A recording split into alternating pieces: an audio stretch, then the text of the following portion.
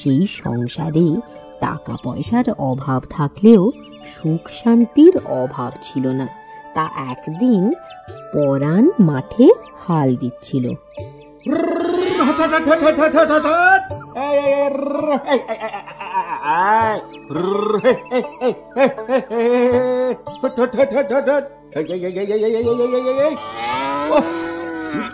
বড্ড তেজ, রোদ্দুরে পিঠ যেন চড়চড় করছে।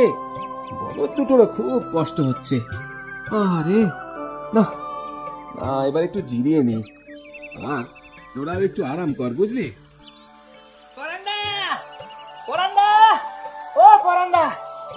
এই যে তুমি এখানে হাল দিচ্ছ, ওদিকে ঘরে কি হয়েছে? ঘরে কি হয়েছে রে? তোর বৌদি ভালো আছে তো? আরে ভালো আছি, ভালো আছি, চিন্তা করো। আমি ছুটতে পরে তোমার একটা খুশির খবর শোনাতে এলুম গো। খুশির খবর? আমি তো খুব ভয় পেয়ে গেছিলাম। তা খুশির খবর কি শুনি? তোমার ছেলে হয়েছে গো, ছেলে। করার না, তুমি বাপ হয়েছো গো, বাপ।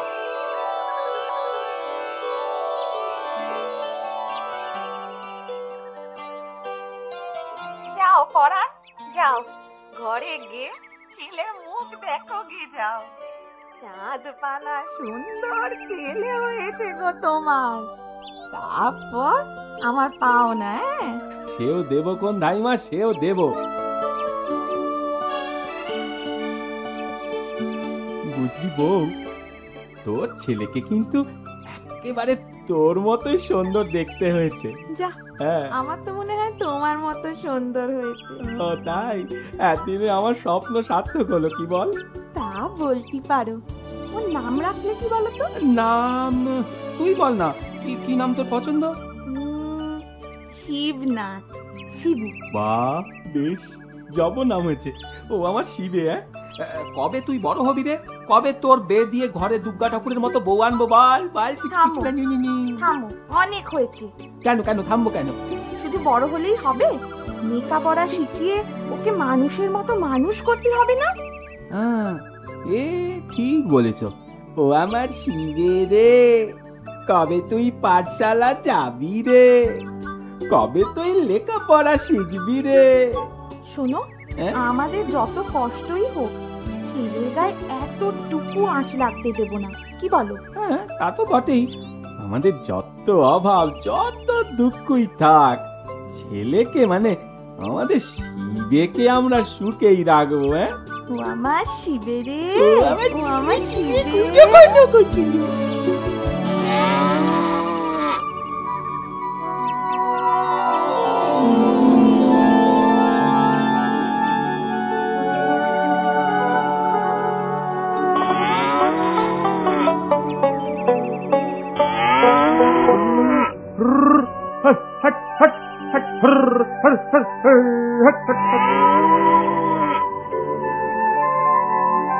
এই যে পরাণ, এই যে পরাণ, বলি এখনো তুমি হাল দিচ্ছ কেন বলো তো বিষ্টুদা, এ কথা কইছো কেন?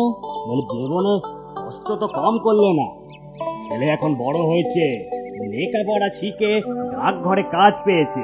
আরে এই সময় তো তোমার আরামের সময়। না গো বিষ্টুদা, আরাম করা ভালো নয়। আরাম একটা কঠিন রোগ। যতদিন হাত পা চলে ততদিন কাজকর্মে থাকাই ভালো। হ্যাঁ, তা তো ভালো। তা তোমার ছেলেও তো বড় হয়েছে, এবার ওর বিয়ে দিতে হবে না? হ্যাঁ, সে চেষ্টাই তো করছি। দাও না একটা ভালো মেয়ে দেখে। আছে নাকি তোমার সন্ধানে? না না না না না, ও ঘটকালি করে বদনামের বাগি আমি হতে চাই না।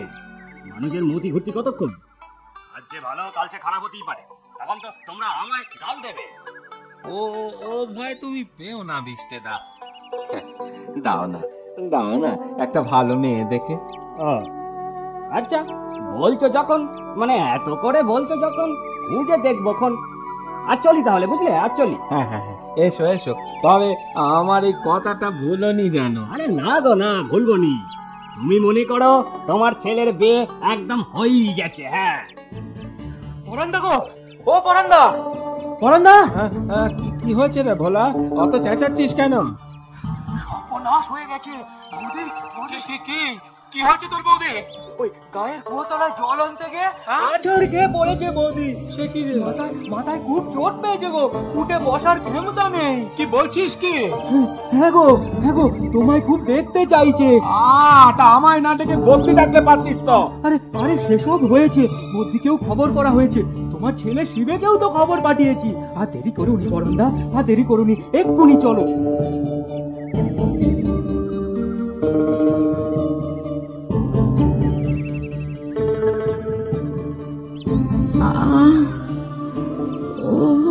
সরলা, সরলা, সরলা, এই দেখো আমি এসেছি। কথা বলো সরলা, কথা বলো। অত তলা হয় না গো, শিবে তো রইল, ওকে দেখবো সরলা, দেখবো, কিন্তু তুই আমায় কথা দিয়েছিলি শিবের বিয়ে দেখবি, নাতির মুখ দেখবি, সেসব কথা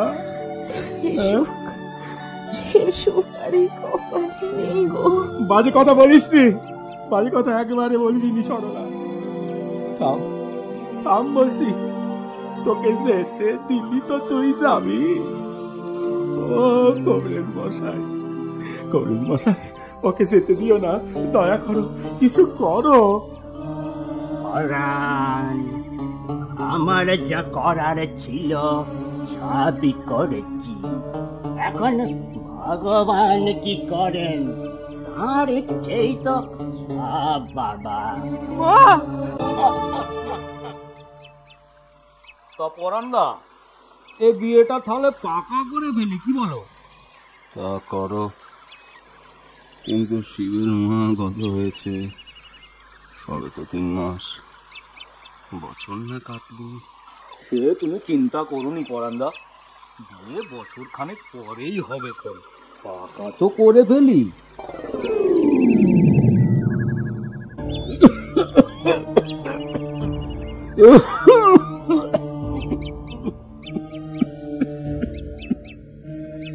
বাবা, গণেশকে একটু দেখুন তো, যাই রান্নাঘরে যাই। যাও বৌমা।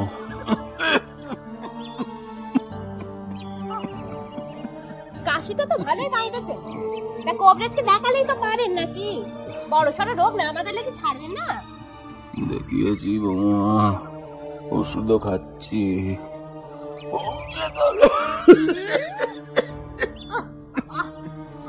বুঝেছি, আমার দুর্গতি আরো বাড়লো। আর গণেশ, তুই আমার কাছে থাক, চল আমার সাথে। না, আমি দাদুর কাছেই থাকবো, দাদুর কাছে গল্প শুনবো। ও না রে বাবা, আর গল্প টল্প শুনতে হবে না, চল আমার সাথে চল। না, আমি যাবো না। যাবি নে? আবার মুখের তোর কথা, দৌড়। বাপটা মনে হয় শয্যা নিল, যেমন কাশি গায়ে তেমনি জ্বর, আবার কাঁপুনিও দিচ্ছে। সেটাই তো চিন্তার কথা, কি যে হবে। তাই তো ভাবছি গো, কাল ভাবছি বড় কবরেজকে একবার ডেকে আনবো, জানো। ও তুমি বুঝি ওই চিন্তাই করছো? যেমন তোমার বুদ্ধি, বলি ও রোগ আর ভালো হবে ভেবেছো? হ্যাঁ, কেন ভালো হবে না কেন? কাল রোগ গো, কাল রোগ তোমার বাপকে ক্ষয় রোগে ধরেছে। কি বলছো গো? তা তুমি কি করে বুঝলে? তুমি কি কবরেজ নাকি? আরে বাবা, কাশতি মুখ দিয়ে রক্ত বেরোচ্ছে, রক্ত। এ আর ওই কাল রোগ না হয়ে পারে না, বুঝলে? এটুকু বুঝতে কি আর কবরেজ লাগে? হ্যাঁ, তাহলে তো সত্যি খুব চিন্তার কথা। তা না হলে আর বলছি কি, ও বুড়ো নিজেও মরবে, আমাদেরও মারবে। এই রোগ বড় ছোঁয়াচে গো। হ্যাঁ, কি বলছো? তবে উপায়? গণেশটা তো দাদু করি পাগল। ছেলেটাকে যদি বাঁচাতে চাও, যা বলি মন দিয়ে শোনো, একটা উপায় করেছি। কি উপায়?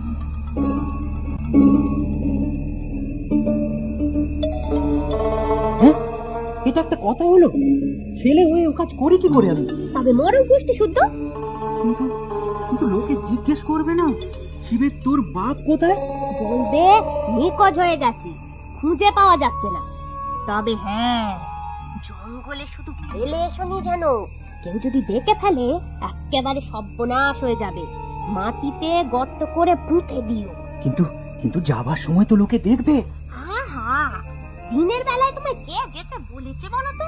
ভোরের আলো ঠিক মতো ফোটার আগেই রওনা দাও, আর দেরি করা ঠিক হবে না, বুঝলে?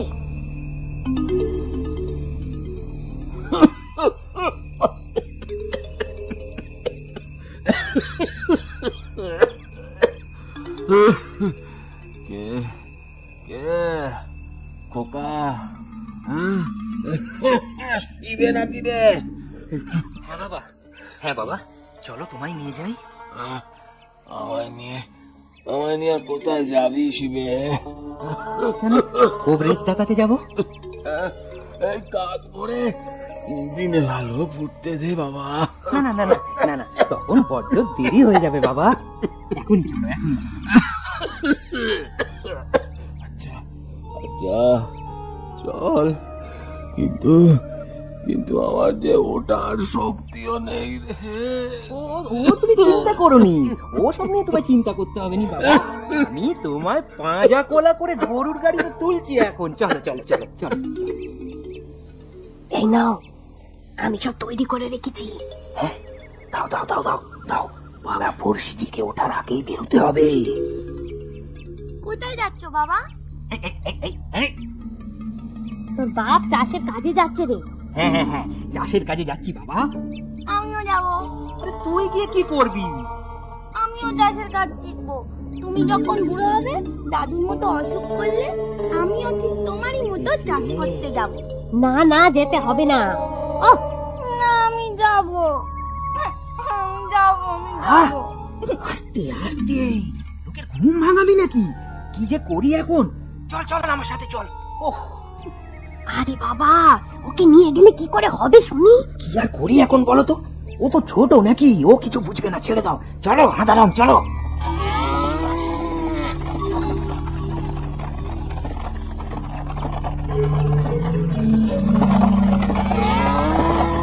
বাবা, তুমি কি এখানে চাষ করবে?